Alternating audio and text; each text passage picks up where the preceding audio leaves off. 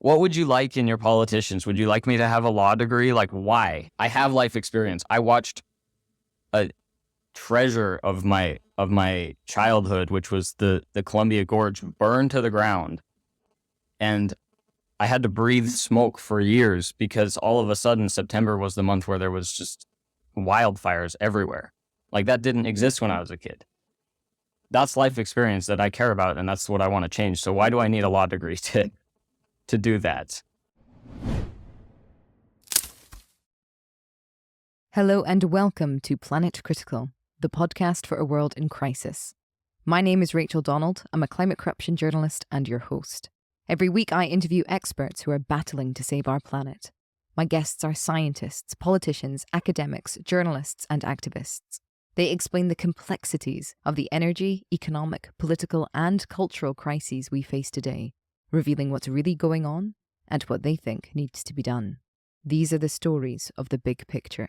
Go to planetcritical.com to learn more and subscribe. My guest today is Chaytan Inman. Chaytan is a candidate for the governor of Washington and is running on a very simple platform. We cannot continue as we are. We must protect the planet, and doing so could provide a better quality of life for everyone. Chaytan is currently a computer science student at the University of Washington and will be graduating this summer. Whilst there, he founded the university's first undergraduate research group called the Interactive Intelligence Team. They apply neuroscience approaches to machine learning to create intelligent machines. Thanks to that initiative, he is now a cybersecurity research fellow at the university. Chaytan joined me to discuss why he's running for governor and what his main policies will be. He says that his priority is ensuring that the Pacific Northwest will still have rain, trees, food, and water for the future. To do that, he says we have to change the conversation. We cannot consume our way out of an overconsumption problem. What Chaytan brings to the table as a candidate is really shifting the Overton window of what is possible, because his number one policy is enshrining the rights of nature into the Constitution of Washington. This means opening people and companies up to legal action if they abuse, exploit, or extract too much of the earth. It means redefining our relationship to the earth, re-embedding our citizenship within our natural ecosystem. It means prioritizing how we choose to spend our energy and our money to become stewards of what we call home. Chaytan walks me through that policy in detail and also discusses bringing an income tax to the state and providing small farmers with subsidies so that they can trade directly with community members rather than supermarket chains. It is so heartwarming to see somebody running on a political platform that understands why the world is in crisis, that understands that we need to change the conversation if we're going to survive the crisis, and particularly to see it coming from somebody so young. I think Chaytan's age is a real gift. It is young people who will have to live with the decisions made today, and given their elders have totally failed to make decisions that reflect that very simple fact, why shouldn't they demand a seat at the table? In many ways, it's truly heartbreaking to see how many young people are having to take to the streets or do things like this, because as Chaytan says, it's not that he wants to run for governor, it's that he has to. We should have a society of elders that looks after their young. We should have a society of elders that knows how to lead. We should have a society of elders that can use all of their life experience to seed their imagination with possibilities for the future. We should have a society of elders who knows when it's time to move on. And in that society, it should be young people who are idealists, not burdened with being realists. Because in our society today, we are led by no one and run by idiots and ideologues. This crisis demands leadership. It may come from surprising places. I hope you all enjoy the episode. If you do, please share it far and wide. And if you're loving the show, become a patron on Patreon or support Planet Critical with a paid subscription at planetcritical.com. By signing up, you'll get the Planet Critical newsletter inspired by each episode delivered straight to your inbox every week. You'll also have access to the wonderful Planet Critical community who are full of inspiring thoughts, ideas, critiques, and determination. The links are in the description box below. I'm so grateful to everyone who chooses to support the project. I'm a vehement believer in ad-free and open access content, so Planet Critical wouldn't exist without the direct support of the amazing community. Thank you so much to all of you who believe in Planet Critical and keep the project going every week. Chaytan, thank you very much for joining me on Planet Critical. It's a pleasure to have you on the show. Thank you for having me. I'm delighted to be here. Now you get the same first question as everyone else. Why is the world in crisis? Okay. In one word, I would say globalization. I wouldn't say that this is the cause of all problems, but I would say it is at least the cause of many and enabling almost all. So you can pick your crisis. That could be financial, it could be biodiversity, it could be pollution, it could be climate change. And I think that globalization is kind of a driving force there. One of the main reasons for this is just because globalization allows us to distance ourselves from the effects of our actions. And that in itself allows us to pollute and not care about that consequence. It allows multinational corporations to concentrate power because they can't be regulated. It forces countries that want to participate in development to have to buy into our globalized capitalist model. And that in itself is a model that's based on a false principle of infinite growth. And it, in that way, forces those countries to participate in exploitation of their own resources and their own people often. Yeah, I mean, I think you pretty much summed it up. Although there's one word I would like to examine there. You said our model. Whose model? So I don't get really a choice in whether this is my model or not. I have to make enough money to eat. I live in Seattle, and the world is organized around capitalism, and it's organized around burning fossil fuels. There are bike lanes here, but if you live here, you know that they suck and they disappear sometimes. And then there's train tracks and then you crash. But that's a different story. I don't place the burden of choosing an economic model on most everyday people because we're all born into, I mean, from my perspective, like I was born into this and I haven't had the option to say like, nope, that's not the one I want. So at the same time, the arguments about like people that care about climate change being hypocrites and like, look, you own a car. It's like, that's not a valid argument. There is no alternative for that person. Is it our model? Like, has it been chosen by the people per se? No, it's mostly chosen by companies that are able to perpetuate their own power. It's their model, but we're in it. So. Sure. So I think I always pick people up on the royal we because I feel like a lot gets hidden in that royal we. So, I mean, I think we could say, you know, like global north, like what we're talking about here is system dynamics. So like this economic model comes from the global north, but it doesn't come from everyone in the global north, exactly as you're saying. It comes from actually probably not even anybody alive today, right? It's like built on thousands of years of feudalism, which, you know, became capitalism, which became neoliberalism. And now here we are. I think it's really important to allow for that nuance of like separating as you have done, that there are people that have much more agency in this system to affect change than others. And the everyday person who's trying to use those bike lanes in Seattle out of some goodness in their heart is doing the right thing, but on a very limited scale because they're not empowered because, well, this system wouldn't function if everybody was empowered. That's part of the deal, right? Yeah, for sure. Yeah. And your point about, you know, I was mostly focusing on people in the global north who may not agree with this system, but also the global south. It's, you know, there's entire countries that are having debates about whether or not to drill more oil in their in their country. There's entire countries that have been forced into an economic deal with the devil that they may not have, many people do not support at all. Yeah. Totally. Many countries, but many people across the world. I mean, it's like, I think it's a class issue, right? That there is sort of system dynamics, and those system dynamics create a system in which the people choose the path of least resistance, and those who are born or networked with more resources can choose a path of least resistance, which like brings them to more reward, and the system then rewards them for that. And so it like quite naturally generates a society in which we are being led by people who are fundamentally not leaders because they're always choosing the path of least resistance to just perpetuate what already exists. Whereas a leader is somebody that you can turn to in a time of crisis, or who dares have a vision or use their imagination to think, okay, this is how the world is. How can it be better? How can it be more exciting? How can it be more fair, just, equitable? So a leader is somebody that people will turn to and look to, which I think brings us very nicely on to why you have come to speak with me today. So you are running for governor of Washington State. Tell me all Correct. about that. I recently visited Australia and realized that many people do not know where Washington State is. So it's in the top left of the continental United States. Washington is kind of a unique place.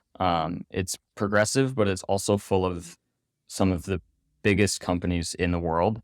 In my view, it's completely ensnared in a solution to our problems, which is a lie, which is predicated on infinite growth, which is a logical fallacy. It makes no sense, and it will not lead to any actual solutions. So our current governor is Jay Inslee, and he seems like well-meaning enough. He is pretty hard line on going to net zero by 2050 and lots of popular climate change policies, but Rhetoric. Yeah, rhetoric.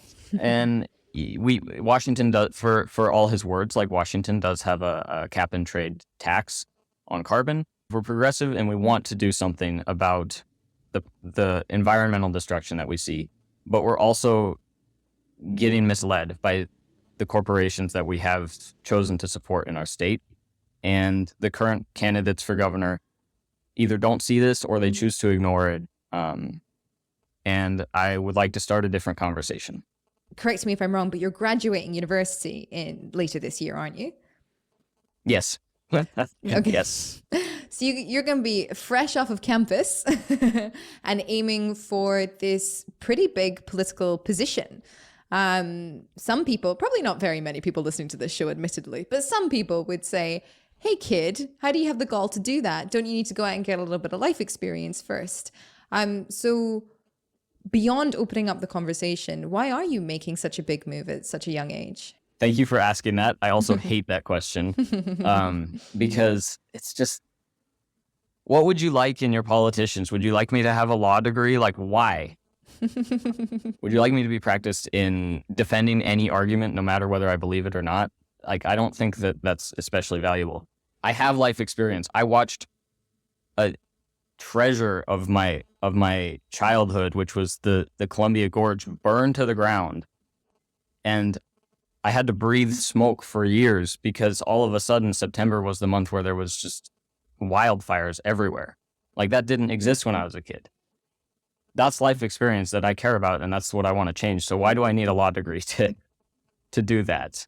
I don't want to be a politician. I'm terrible at talking about myself, talking in front of people, but I looked around and I was like, we're going to build a bunch of wind turbines in Washington State, and we have no plan to recycle them. We have no plan for how we're going to get the minerals needed, like neodymium, for the turbines in a way that doesn't exploit people around the world. We have no plan for doing an environmental transition that actually solves the problem or that is just and doesn't exploit people. So it was so frustrating that I was like, I don't know, nobody else is doing it and I got nothing to lose. So I don't want to be a career politician. I want to just not have to breathe smoke in September.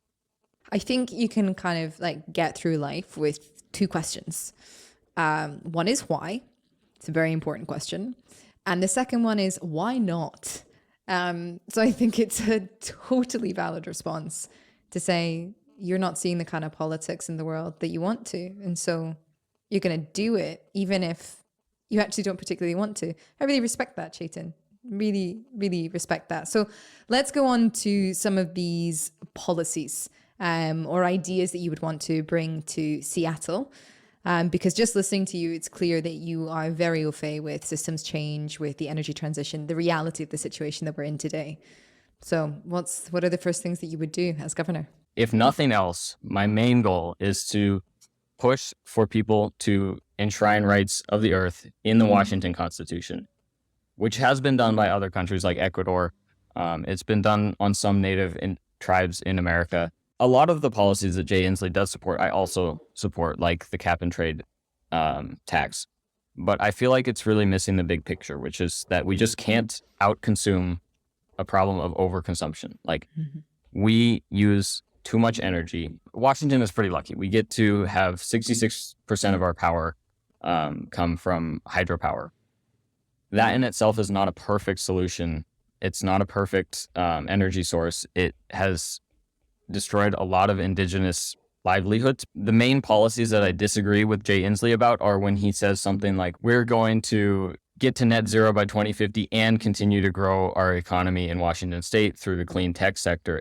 Growing the economy, growing GDP is typically tightly coupled with increasing energy consumption. And unless we're going to build more dams, which we've kind of already maxed out on, that means building some kind of new energy sources. And all of those come with a price. A better solution is to look at the existing abundance of resources that we have and use them more wisely. We definitely have room to build renewables and some sources of energy that are cleaner, and this would increase the amount of energy that we would be able to consume. But the problem is that this is all wrapped in the narrative of we're going to do this forever, infinitely, because if the economy ever stops growing for 1 second, the world will melt down. The companies that have power will no longer have power. And that is, to their eyes, a catastrophe. We have solutions. We have enough resources. We don't need to buy into the lie of infinite growth that is really dominated by our investment in the companies that are here rather than the people. A company has rights. Why? I have no idea. Why do we treat a company like an individual? Whatever. But it has rights, and you can sue it. You can't just like steal money from a company. In the same sense, like that seems like an arbitrary decision to me, but the even more confounding factor is, why doesn't the Earth have rights? Why doesn't the Earth have a right to an ecosystem that can maintain its complexity and its capability to support life? I actually know the story of why companies have rights, if you would like to hear it. Oh, please tell me. Yeah? Yes, I would. It's Yes. wild. Now, I'm not very good at remembering very clear facts. So if anybody's listening and I get like a little bit wrong, it's okay. Everybody chill out. I've got the gist, okay? So the gist is, in the United States, there was some railroad guy that wanted to log a forest, like destroy a forest to continue his, railroad, essentially. And the state, maybe the governor, were like, nah, you can't go through that forest. Sorry. And so he took it to a court. And he went to the court and he argued that his company should be given the same rights as an individual. Because if an individual wanted to log that forest, that would be fine. That would be on, the citizen of that state or whatever. But because it was in the name of a company, it wasn't. So he went and he argued. Anyway, the judge declined. The judge said no, ruled no, you are not allowed to identify a company as an individual and give it the same rights to destroy this forest. However, the clerk in charge of the case noted it down as a yes. So in the legal ruling, the person got that rights, even though it was there. And we don't know why the clerk did that. And we don't know how it wasn't then picked up. But that is the story that I have heard. That the legal process was actually very effective in many ways. But then some little shit stirrer with a quill was like, nah, go on, let's see what happens. And so it was written. God. And so it was written. If anybody actually knows, if anybody can confirm or deny that story in the comments, that would be great. But yeah. Which just goes to show, right, doesn't it? Like the impact of that, say that is true. And I've heard it from multiple sources, that story. The impact that decision has had on the world as we know it today, exactly as you say, this idea that like we cannot touch company structures or company profits, or they have to be protected to the same level as human life, let alone the more than human world upon which we depend for our survival. It's ludicrous. I mean, is this something as well that you would think to challenge, not just give the earth or the land of Seattle, like nature, enshrine nature's rights, but maybe challenge as well corporations' rights? Or maybe 2028. Yeah. In Chaytan is dictator for a day land, yes. In the real world, I would get destroyed by legal fees, or the state of Washington would get destroyed by legal fees. I do want to pursue the Earth rights a little bit more, because the reason that I feel that this is fundamental is because if you think through, okay, suddenly every ecosystem has a right to maintain the amount of complex life that it can support. And then you look at the companies that we are enabling and hosting in Washington, and suddenly those companies are going to look very, very different in terms of how they have to behave and how they have to conduct themselves. So, for example, Washington is a huge port, so we import a lot of goods from China. We also export a little bit, but we import a lot. Suddenly, all of that shipping and all of that polluting that might be destroying a marine ecosystem, or in general, the atmosphere, all of the mining that has to be done to manufacture a cell phone, the rare earth metals, etc., that has to be accounted for. So it's a drastic shift of the way that we view sustainability. It shifts that viewpoint into something that is much more comprehensive, and you have to account for all of the environmental damage. And it's not narrow, just saying like, all right, the problem is climate change. Let's just burn less fossil fuels, because that's not the only problem. They're all connected. I think that is absolutely fundamentally critical. And I think that even though it's kind of like still, current paradigm, like, the importance of a constitution, like, words that are written down on paper and all that kind of stuff, really inking our relationship to nature, our relationship to the earth, our relationship to one another, and giving it rights and giving, like, essentially presenting our obligation to it, I think is really, really beautiful and so important. And I think, if anything, like that alone is such an important policy to run on, Chaytan. And my God, I hope it happens all around the world. And I think we can see how powerful it is by the fact that in many countries, well, in places where people are attempting to do that, the pushback from powers that be to try and stop that happening really reveals just how effective it is. I'm thinking of Chile, where, the piece of legislation, like the entirely new constitution that they drafted, was heralded as sort of the most amazing piece of environmental legislation ever written.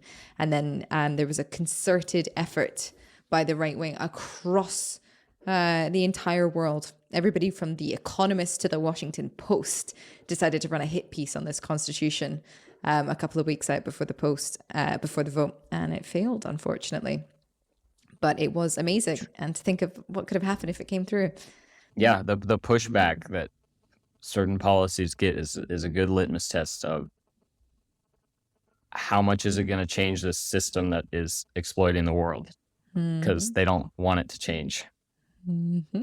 Exactly. Do you have any other top policies that you want to get into? Yeah, so I think that Washington can and should implement an income tax. There would be massive pushback because there's so much power concentrated in the state through the billionaires that live here, and really don't want that. Jeff Bezos recently moved to Texas, or moved his state residency to Texas, to avoid the income taxes that we're trying to levy on the ultra rich. But I think that we should ignore that and continue anyway, because I don't really care if Jeff Bezos moves to Texas.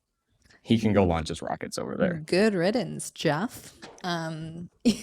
Yeah, totally. I agree with you. All right. Okay. And what else do we have? What other top headline policies?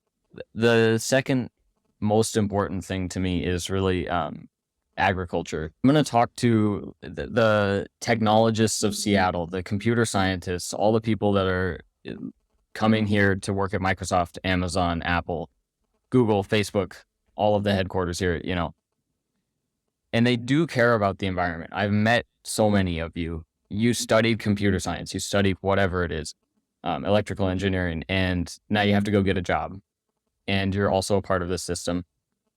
What can you do? And if you think about it from that perspective, from which is kind of a uniquely Washington, Seattle perspective, but it is a very powerful force in our state. And the way that you can get out of this system is by grow your own food. If you can grow your own food, if you can have access to basic resources that you know were sustainably made, it might be a community garden, it might be volunteering at an organic farm nearby, of which there are many. That's independence. That's you're no longer hooked on the system that is, Walmart importing apples from a country halfway around the globe. When we grow apples in Washington and export them, you no longer rely on the forces that need your consumption to exist.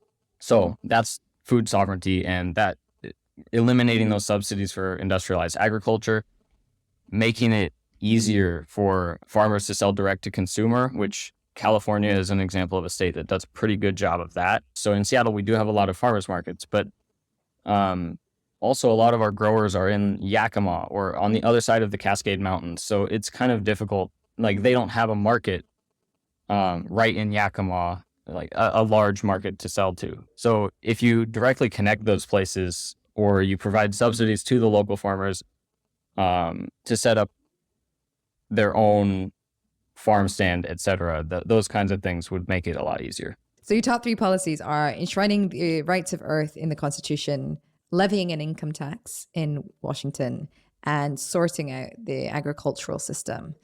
Those are great, very worthy policies. And I think they speak to, the income tax is just wild that you don't, but certainly the other two really speak to this vision of, a different kind of world. So let's talk about that as well. We were talking at the beginning about the fact that, we cannot just continue, we cannot consume our way out of an overconsumption problem. That was your line, which was very good. The correlation between GDP and energy use, the fact that, our economy cannot simply keep growing, that even a renewable economy has negative environmental impact because of the mining. We don't know where we're getting our minerals from. Often when we do, it's through, very exploitative and extractive practices. So with that in mind as well, how are you going to pitch sort of degrowth in a sense, even if you're not coming in with like some major degrowth policies yet? How are you going to pitch this to the American people? Because the American people are the biggest consumers on the planet, and are struggling to grasp that they can't consume their way out of an overconsumption problem. I'm not the first person to have said it, but degrowth is a terrible name. Oh, God. Hang on. What day is it? February 1st. February 1st. God, can't you? At least nobody said it to me in January. I managed to get through the whole month of January without somebody saying that to me of 2024. But there we go. Right, that's 2024 marked by degrowth's a bad name. Right, okay, let's keep going. I'm so sorry. Because as soon as I talk to somebody in Washington, I talk to a lot of computer science people. They're like, degrowth? What do you mean, hunter-gatherer? I'm like, no, that's not what I mean. That's not what I mean at all. To me, degrowth is policies that are truly sustainable, that care about whether or not the resources that are being extracted can be regenerated within our lifetimes, whether or not the life that's there is still supported, or whether or not it's being decimated. And that care not just in the immediate surroundings, but also in the global impacts as well. That is degrowth. Does that mean, and a lot of what that leads to is a lot of less energy consumption, because the current levels of energy consumption are enabled by cheap fossil fuels that we're pulling up out of the ground, which, besides from the environmental impacts, are also finite. Does that mean going back to hunter-gatherers? No, because through our cheap energy kind of civilization subsidy, we've developed an insane amount of knowledge about our surrounding worlds. And that doesn't just disappear when you stop consuming more energy. We won't forget the technologies needed to make an engine. We won't forget the technologies needed to develop medicines. Does that mean they'll become more precious because we're spending less energy? Maybe. But at the same time, when we simplify supply chains, it might make those technologies and the development of them more robust. Because right now they're wrapped in global supply chains that if somebody sneezes, there's a 6-month delay in your semiconductor fabrication or whatever it is. I mean, yes, but also a huge part of and it shouldn't be reduced to carbon, but the carbon budget, for example, is taken up by the elite class. I mean, the global carbon budget for 2030, 73% of that is going to be used by millionaires. You know? So this is also a class problem. Please go on. It is. And I think that's why giving rights to the earth is so important to me, because that is a power shift. So it takes a lot of the burden off of the everyday people, because it disempowers multinational companies that are using up the carbon budget, like you mentioned, and the billionaires that run them. What degrowth is not is an austerity policy on working class people. And working class people that already use less energy, it doesn't look like a whole lot of change. The other reason that this is very important to me, having a foundation in the Constitution, is that it doesn't mean that Chaytan becomes governor and starts being an eco-dictator for the day. It means that local people can decide, like, this is hurting my environment near me, and I want to challenge that in courts. And I or anybody else doesn't have to be the one person deciding that this is a good climate policy and this is a bad climate policy, because it looks so different in so many different parts of the world. It lets these local communities decide what is and isn't hurting them and their ecosystems. Great. And thus kind of like re-embedding the citizenry in the natural ecosystem rather than just sort of in the ecosystem of governmental bureaucracy, which does not run the world, really, when you look at it. Well, I mean, the ecosystems run the world, guys. That's what I mean. No big conspiracy theory. The deep state ecosystem. I know. Oh, God.